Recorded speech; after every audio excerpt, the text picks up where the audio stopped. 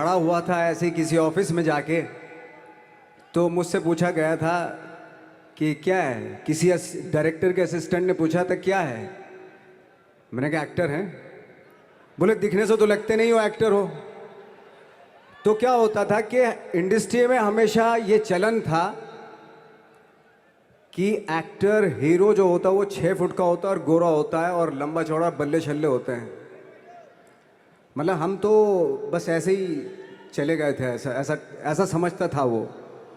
और शिप्रा, मैं ये आपको यकीन दिलाना चाहता हूँ इस चीज़ का कि मेरे खुद के रिश्तेदारों ने भी, जब मैंने उनसे इच्छा जाहिर की कि मैं एक्टर बनना चाहता हूँ, तो उन्होंने भी मुझे डीमोरलाइज किया कि पहले शक्ल तो देख ले अपनी, क्योंकि 5 फुट का छोटा पतला दुबला सा आदमी, काला कलूटा।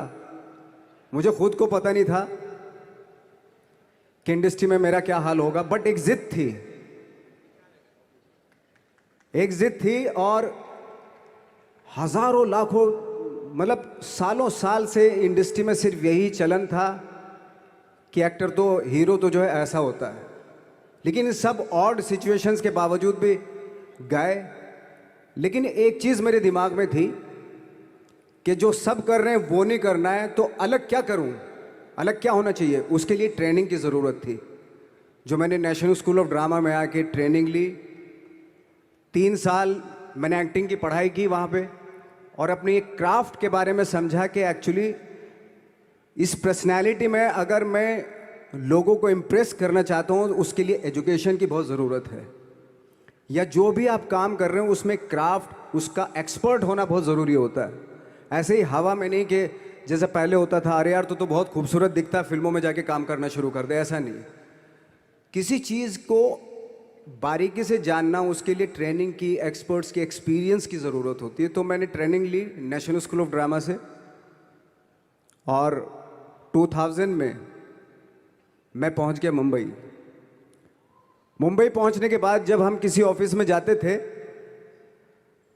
आई थिंक उससे पहले चलन नहीं था बिल्कुल भी। हम लोग गए, जैसे मैंने बताया कि ऑफिस में खड़े हो के, भाई हम एक्टर हैं, काम दोगे क्या? तो बोले पहले हुलिया तो देख अपना तू।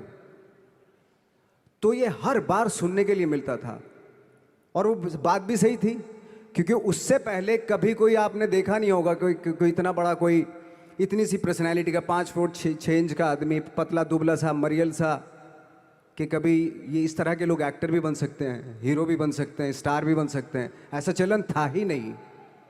मैं कॉन्फिडेंट था बिकॉज ऑफ माई ट्रेनिंग। मैंने ट्रेनिंग ली थी और अपनी क्राफ्ट के बारे में बहुत अच्छे से जानता था मैं, और उस चीज़ का सिर्फ कॉन्फिडेंस था मुझे कि आज नहीं तो कल, कल नहीं तो परसों, या 10 साल या 20 साल या 30 साल, 30 साल के बाद नंबर ज़रूर आएगा मेरा। मैंने कभी भी अपने को टारगेट नहीं किया, टारगेट नहीं दिया मैंने कि अगर 2 साल ट्राई करके देखता हूँ, उसमें अगर हो गया तो ठीक है, वरना कोई दूसरा फील्ड अपना लूँगा। ऐसा कभी नहीं। जिस चीज़ का पैशन होता है, जज्बा होता है, अगर आप दिल से चाह लो ना, तो पूरी दुनिया झुक जाती है उसके ऊपर। उसको पूरा करने के लिए पूरी कायनात एक हो जाती है कि इस आदमी की जिद के लिए, इस आदमी की जिद के आगे झुकना पड़ेगा, और पूरी दुनिया झुकती है आपकी जिद के आगे। लेकिन आपको जिद्दी होना पड़ता है, आपको बहुत सारे सेक्रीफाइस भी करने पड़ते हैं, क्योंकि ये आपने चाहा है। परीक्षा देनी पड़ती है आपको, जितना बड़ा इम्तहान होगा उतनी बड़ी परीक्षा भी देनी पड़ेगी। आसान काम नहीं है। छोटे छोटे टारगेट बनाएंगे तो छोटों में निपटारा हो जाएगा। हमेशा अपने आप को टारगेट बढ़ा दो।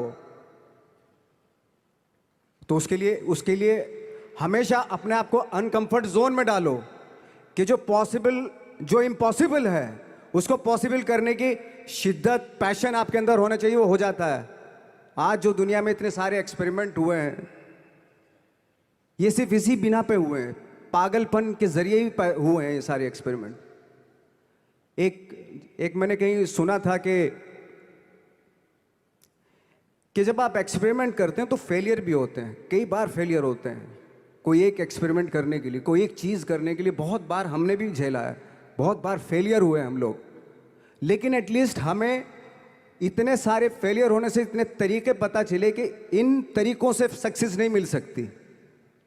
फॉर एग्जाम्पल, एडिसन ने जब बल्ब का आविष्कार किया तो 100 बार एक्सपेरिमेंट किए अपनी ज़िंदगी में।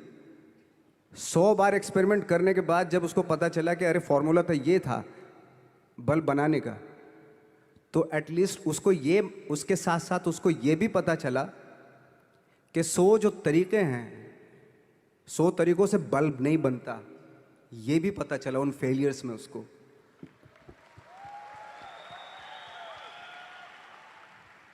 जब हम लोग मुंबई आए तो हमें मालूम था हमारे पास पर्सनैलिटी नहीं है, हमारे पास बैक नहीं है, या हमारे फादर दादा परदादा तो फिल्म इंडस्ट्री में है नहीं, हम ही हैं, तो हमें क्या करना चाहिए।